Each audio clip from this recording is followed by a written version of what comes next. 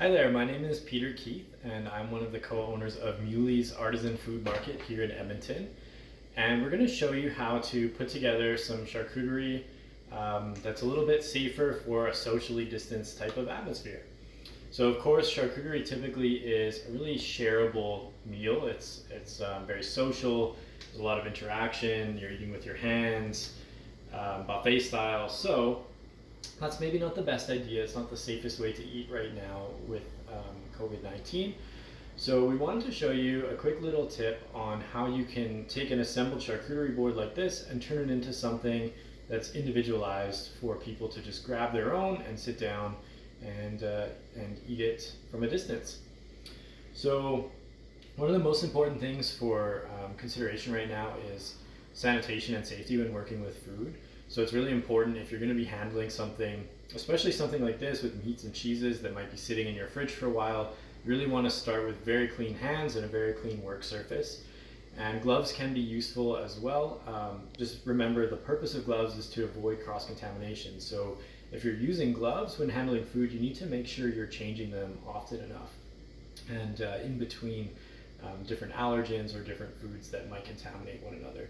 So just to keep it simple today, I'm at home, I didn't bring any gloves, but you may want to wear gloves when you're handling food to put together your charcuterie event. So this is what we have. We'll do a nice close-up of this little charcuterie board. This would be great for a few people. We have some cured meats, salami, pepperoni, some cheeses, olives, crackers, bread, mustard. So nice little spread. And rather than having it on a board like this for everyone to serve themselves, we thought it might be nice to make individual little servings in a glass jar. So this is just a basic 1 cup, 250 ml jar. You can buy it at any grocery store or hardware store. So we're going to show you a nice, simple little way to present this. There's no right or wrong way to put this together. It's just about making it look pretty and getting a little bit of everything in a jar for your guests to enjoy. So what I'm going to do to start is I think we'll put a few olives and pickles in the bottom. Personally, I really like to, when I'm eating charcuterie, I like to finish off with a bite of something sour.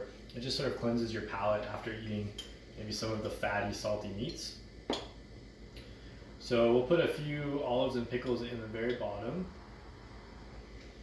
I've got some nice Turkish olives from a local company called Nefis Laziz. We sell those at Meuwly's. We have some pickled carrots. These are pickled with honey and orange. And then I have some garlic dill pickled cucumbers that we make with beautiful local cucumbers from Riverbend Gardens. And that can kind of be the base in our jar that we can put some other things on. I think I'm just going to spoon a little bit of mustard right in there as well. And people can dip the meats into the mustard while they're eating if they like. The mustard will go well with the pickles, so that's not a big deal to have them touching like that. And then the way I've assembled everything today is I've cut the meats and cheeses into shapes that will work well in a tall jar. So we have some long pepperoni sticks. We'll just stick one right in there. And then got some long pieces of cheese. So this is just like a wedge of hot pepper cheese. We've got a local brie. If the brie's nice and cold, it'll be a little bit easier. Actually, all the cheese will be a little bit easier to handle if it's nice and cold, so we'll just put that in there. And then I just have some bamboo skewers, so this is a nice way to garnish the jar a little bit, get a little bit of height on it. So I'm just taking some different salami here, and we'll just fold them and put them on the skewer. That. So this is some of our free-range pork salami that we make at Meuwly's. We have quite a few different varieties in store.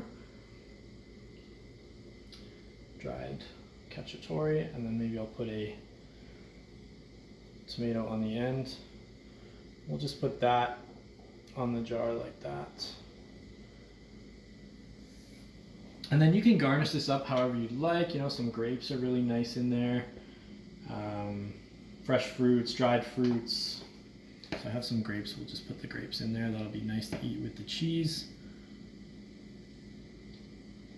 We'll just use the stem as a little bit of an anchor.